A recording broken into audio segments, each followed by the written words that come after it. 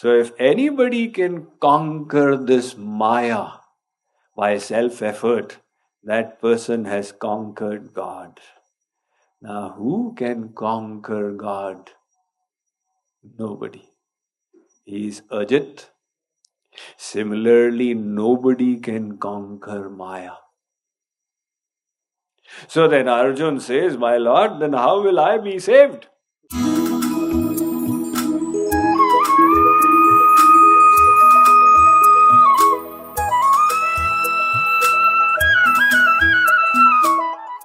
Shree Krishna says in the second line of this verse, it's the 14th verse of the 7th chapter, Mame ye prapadyante mayametantarantite. Arjun, if you surrender to me, then by my grace, I will get you across Maya. I will indicate to Maya, hey Maya, release this soul, he has become mine. Now when Maya Pati gives the directive, Maya is obliged to follow. Hence the Ramayana, the Hindi Ramayana says, So dasi Raghubir ki samujhe mithya sopi छूटन Ram कृपा बिनु नाथ कहु पदरोपी. That you may call Maya mithya, an illusion, but it's not going to leave you until you get God's grace. So by the process of self-effort, that Gyani reached a very elevated state of Atma Gyan, not Brahma Gyan. And in that state, he or she experiences a great bliss, the bliss of the soul. Not the tamoguni sukh of the world.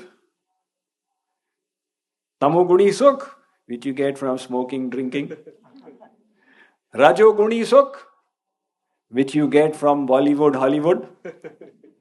Sattvaguni sukh, which you get from cultivating material knowledge. He is getting when the mind has focused upon the self, it is experiencing that Atmanand, the bliss of the self. It is innumerable times bigger than the happiness we get from this world.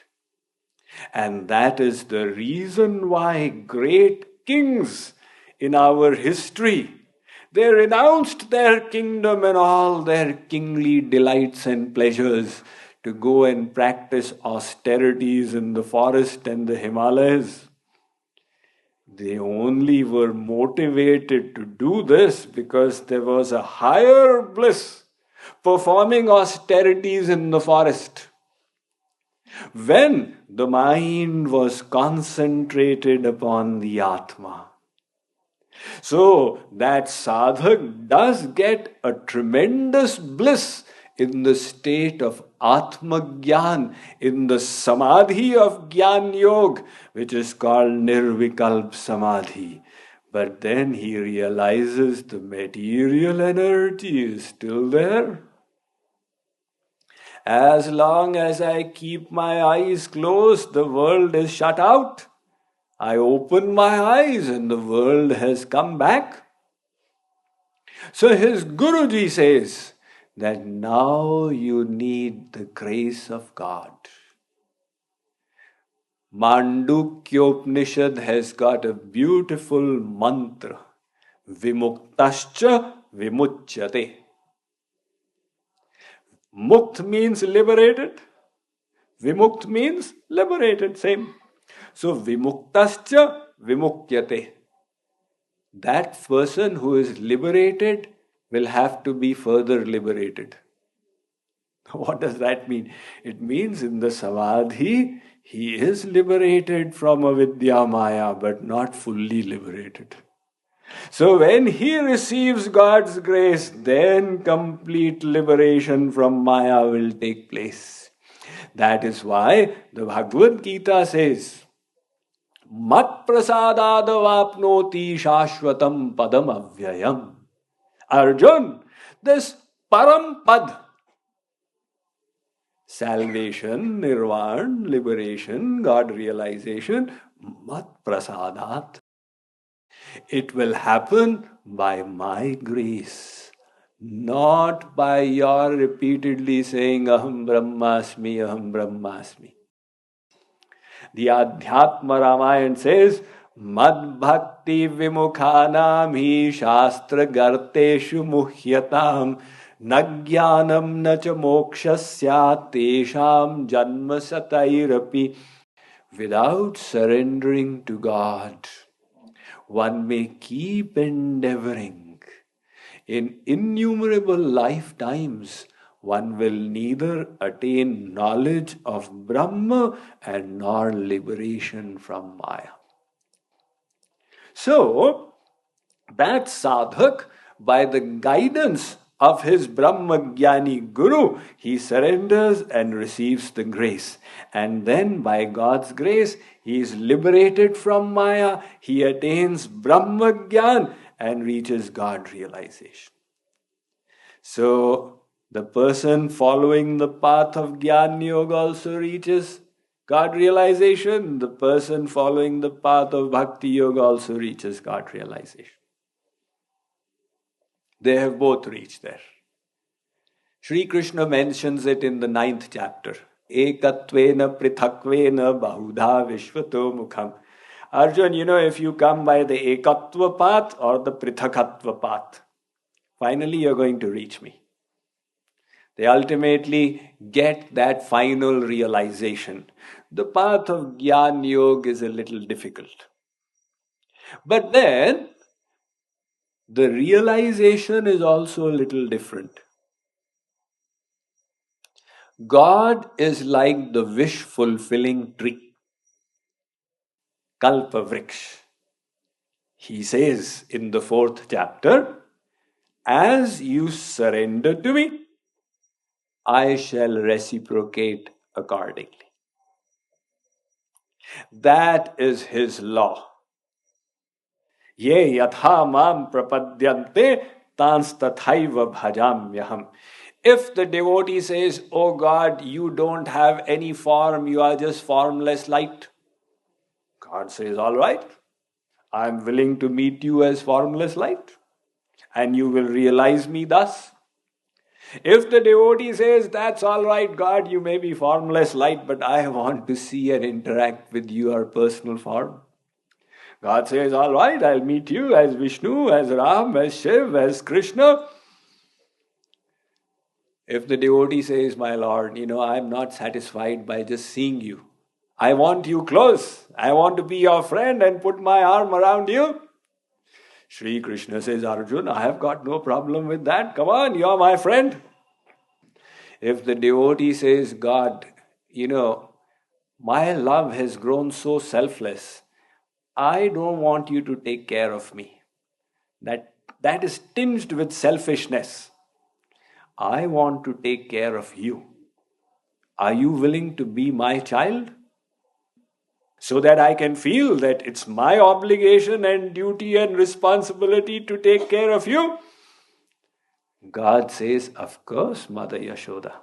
I will forget I'm God. I will hide all my almightiness. You will also forget I'm God.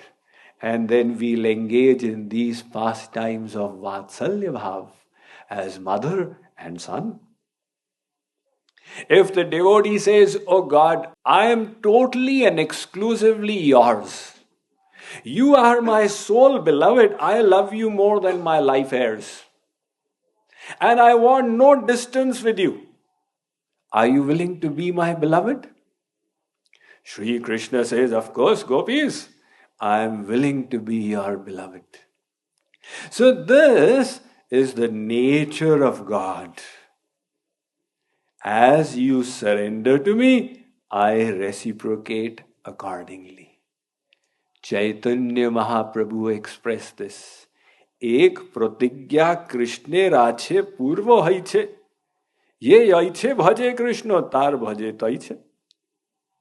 Kripaluji Maharaj expresses this. He says, Jaiso jeev kare pyar, taiso kare pyar yaar. As you love him, he loves you accordingly.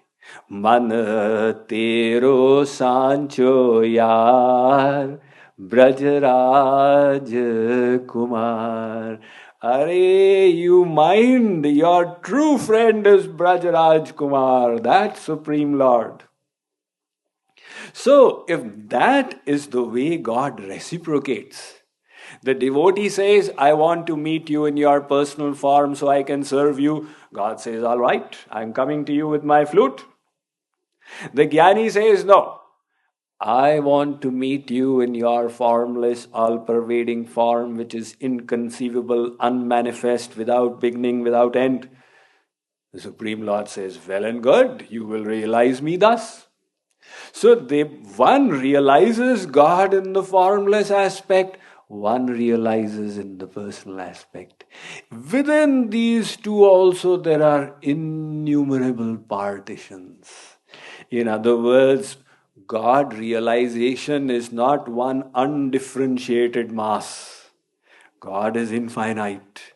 His realization is of infinite varieties.